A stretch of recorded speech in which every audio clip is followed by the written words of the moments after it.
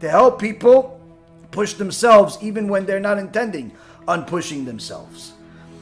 But Rabbi Yitzhak Blazer says that when a person is learning Musar, in the same fashion as they learn Gemara or they learn Poskim, or in the same fashion as they learn other books, they do it quietly or they just do it in a certain tone that's calm, it's not going to affect them. He says, our master Rabbi Yisrael Misalant taught us a deeper methodology of learning Musar, where there are two aspects of benefiting from studying from Musar. The first one we already discussed, where a person has to come into it with a learning Musar with enthused fervor. And the second is the inspiration, whereby studying Musar works, one's heart will be set aflame, and his soul is transformed, and it will be awakened within him the fear of Hashem. That's the goal of learning, is to awaken the fear of Hashem that's supposed to be there. Now, to become merely knowledgeable in Musar concepts, there's no difference of how a person studies them. Even its basic comprehension is adequate. Meaning, if you just want to learn the basics of what's good and bad, you can do it in any way.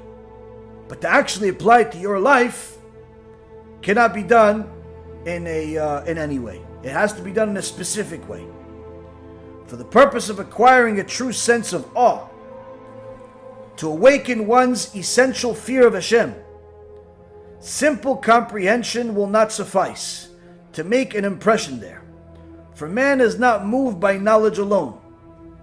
We see this from the fact that man has long feared Hashem and his punishment on an intellectual level, and yet he is far from having acquired genuine fear of heaven. And so, for the purpose of acquiring true awe of the Almighty, it's necessary that there be a method of studying Musar with an enthused fervor of the soul, with a focused heart, a heart-rending voice, lips aflame. All of these help internalize the Musar concepts with the various senses, and this is very helpful to Musar study, affecting the soul greatly with an emotion it generates. This is similar to the power of music and song, that have transformative powers and can inspire for joy and for sadness. And so when one reads the words of the sages, and Musar works in a melancholy voice, or in order to move his soul, the heart will be warmed, his soul will be roiled, all of his senses will be impressed, until the fear of Hashem becomes rooted in the nether reaches of his heart.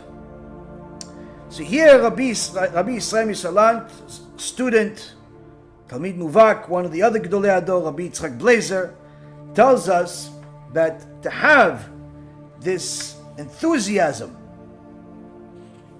is not a recommendation, but a requirement. Because knowledge alone of the difference between good and bad is not enough. A person must make sure that they actually take their teachings much more seriously, where they have to mentally prepare themselves to the learning, where they're looking for diamonds, and they're looking to buy those diamonds at any price, because those diamonds are going to perfect themselves. Now, the goal, acquiring awe of Hashem. That's the goal.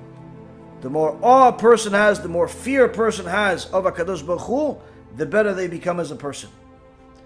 And he says an interesting thing, that this whole goal of the different things that a person will do, whether it's repeating the same sentence over and over again, or it's visualizing a specific things happening to a person, the goal of all of it is to create emotion. It's to create emotion, similar to how music creates emotion.